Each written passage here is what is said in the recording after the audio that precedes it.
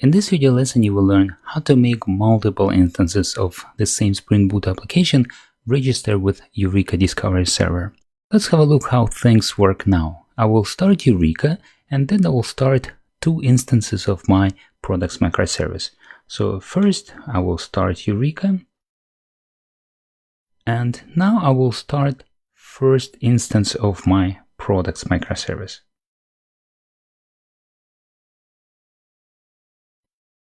So now when I've started one instance of my products microservice, let's have a look at Eureka dashboard.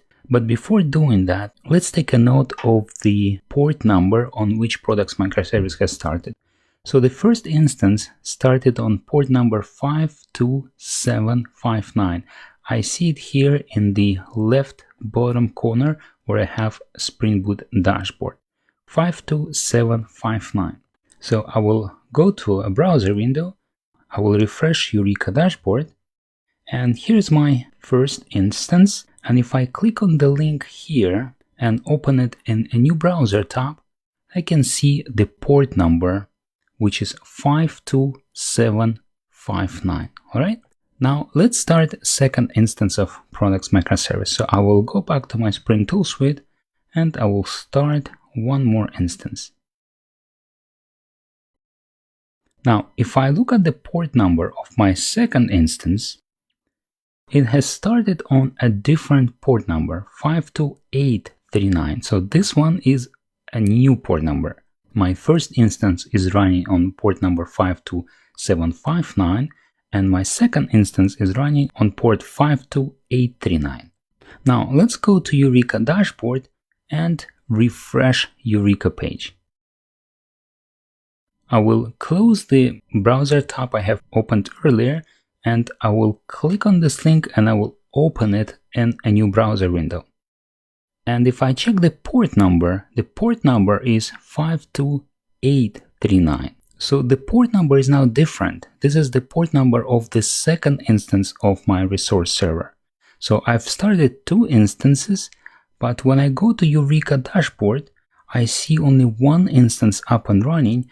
And when I click on this link, I see the port number of the second instance only. I don't have a link and a port number of my first instance. Right, so let's fix that. To make it work, I will need to open application properties file of my products microservice again. And I'll need to add one more property to specify a unique instance ID. And the property is eureka.instance.instance-id. So every application has a unique application name. But if we start more instances of the same application, we need to give that application a unique Eureka instance ID. And this instance ID, it will uniquely identify the running instance of Spring Boot application in Eureka. We can hard code unique value here, or we can make this instance ID to be randomly generated for us. And the way to properly do it is by using the following syntaxes. I will type an expression that consists of two parts. This part is a left side part. It starts with a dollar, then a curly bracket, Spring application name, closing curly bracket, and then colon, and then right side of the expression. So with this expression, we are creating a new instance ID that will start with application name, and the value of application name, it will be read from the same property file, which is here, Spring application name. So this value will be used on the left side of the expression. And on the right side of the expression here, we can either pass a value as a command line argument when starting the Spring Boot application, or we can have it randomly generated for us. All right. So now that we have added this new property, let's see how it works.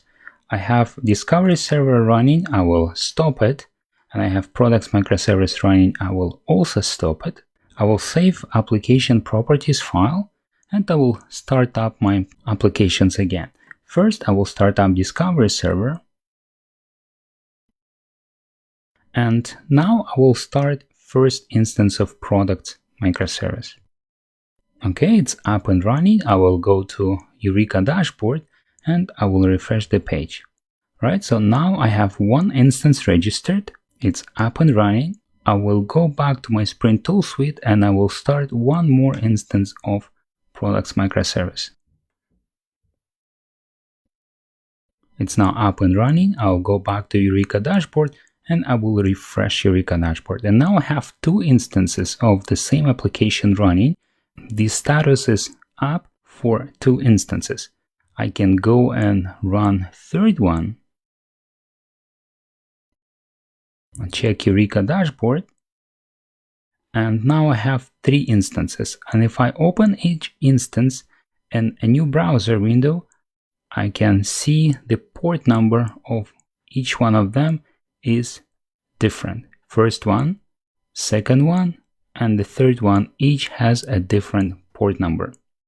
Alright, so everything is working well, and we now know how to start multiple instances of the same Spring Boot application, make them run on random port numbers, and have them all successfully register with Eureka and be available in Eureka registry.